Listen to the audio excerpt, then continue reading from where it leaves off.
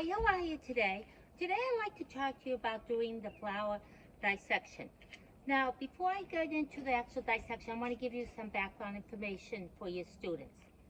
The first thing what you need to do, I strongly recommend, is to have the students have an understanding of the vocabulary. Now, this is old school talking, but I like it better if the students have some idea of the definitions before they start the dissection. Doing flower dissection is very important, especially before you start your unit on genetics.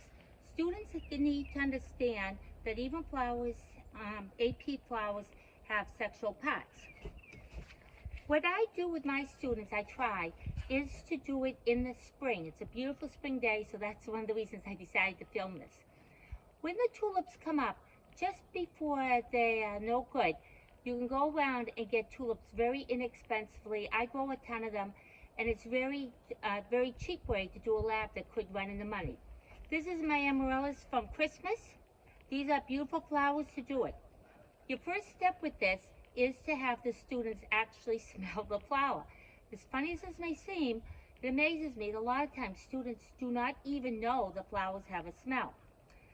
Explain to the students, have them look at the petals, have them feel the petals. And then what you do is you go in and you have them take the different parts of the flower. I recommend that you get a piece of paper, have the students take a piece out and label the parts of each part of the flower, the male and the female part. In the lab that I'm going to post below, I say to use a scalpel. Again, that depends on your students. A lot of students, I would just use a really good quality plastic knife.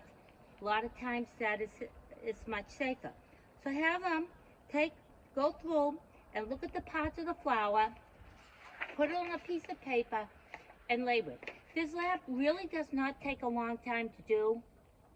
I would say start to finish, including clean up, maybe 15 minutes, but it's such an important lab to do.